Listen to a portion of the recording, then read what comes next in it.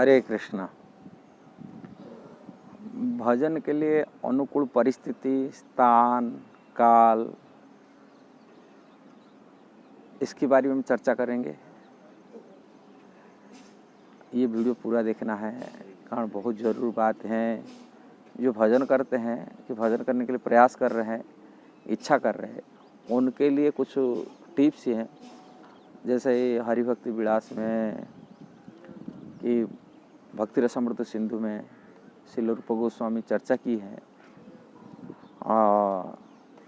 स्थान के लिए भक्ति रसामृत सिंधु में रूप गोस्वामी लिखे सबसे उत्कृष्ट स्थान है भजन के लिए ब्रज धाम है, वृंदावन है। ब्रज वृंदावन धाम में मथुरावास स्थान के लिए निर्णय किए। ऐसे ही धाम हिसाब से जगन्नाथपुरी भी है, नवद्वीप मायापुर धाम भगवान चैतन्य महाप्रभु का जन्म स्थान है। ये भजन के लिए अनुकूल परिस्थिति स्थान है। इसी हिसाब से स्थान में हम कैसा परिस्थिति में रहेगी भजन करेंगे।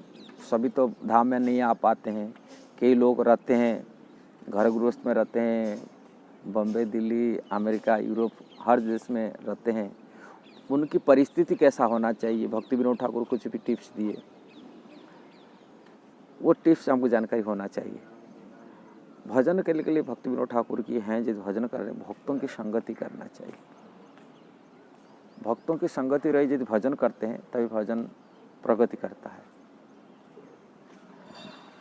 और परिवेश होना चाहिए भक्ति का वातावरण, जहाँ पर हम भजन करते तुलसी महाराज के पास भजन करना चाहिए। इसमें पद्म पुराण में कहा गया, यदि आप अपने घर में एक माला करते, एक माला ही फल मिलता है।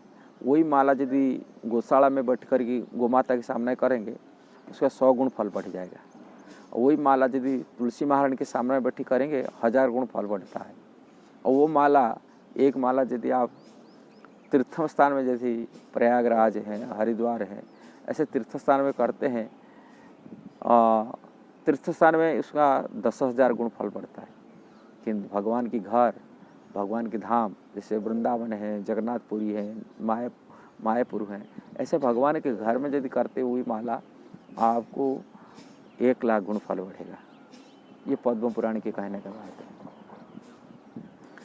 इसलिए भजन की स्थिति है, उत्कृष्ट है, धाम है, उसके साथ साथ भक्तों की परिवेश है। भक्तों के परिवेश में रह के तुलसी महाराज के सामना में रह करके, शिव विग्रह के सामना में रख करके भगवान की यदि भजन किया जाता है, भगवान के नाम कीर्तन किया जाता है, तभी माल आपको परिपुष्ट होता है, आगे वृद्धि होता है। हरे कृष्णा कृष्ण कृष्ण हरे हरे, हरे राम राम राम हरे हरे।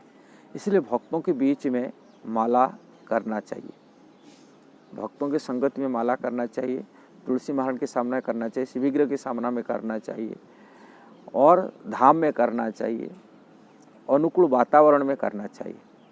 ये अनुकूल वातावरण, ये धाम तो ये तो है भगवान के भक्तों के साथ में करके भगवान की भजन करने के लिए अनुकूल। और ज़्यादा यदि भगवान की कथा को ज़्यादा हम श्रवण करते हैं, कथा पढ़ाई करते हैं, भगवान की लीला कथा पढ़ते हैं, वो भजन में अनुकूलता पैदा करता है। कारण भगवान वो स्मरण आता है, हम भगवान की जो कथा सुनते हैं, पढ़ते हैं, और उसी विचार रहता है, नलते संसार दुनिया विचार रहता है। इसलिए अनुकूल परिस्थिति सबसे उत्कृष्ट कथा, भगवान की कथा ज़्यादा श्रवण करो और कथा लीला में डूबी रह के भजन करना चाहिए।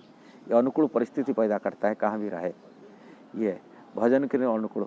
इसी प्रकार भजन के प्रतिकूल होता है, बाधक बनता है स्थान, काल। ये विषय में मैं दूसरी वीडियो में बताऊंगा, इसको आप जरूर वो वीडियो को भी देखना है। अनुकूल परिस्थिति, प्रतिकूल परिस्थिति बारे में चर्चा करने नेक्स्ट वीडियो में आ रहा हूँ। और ये वीडियो जैसा ही लगा जरूर इसके शेयर, सब्सक्राइब, लाइक, कमेंट देना। हरे कृष्णा।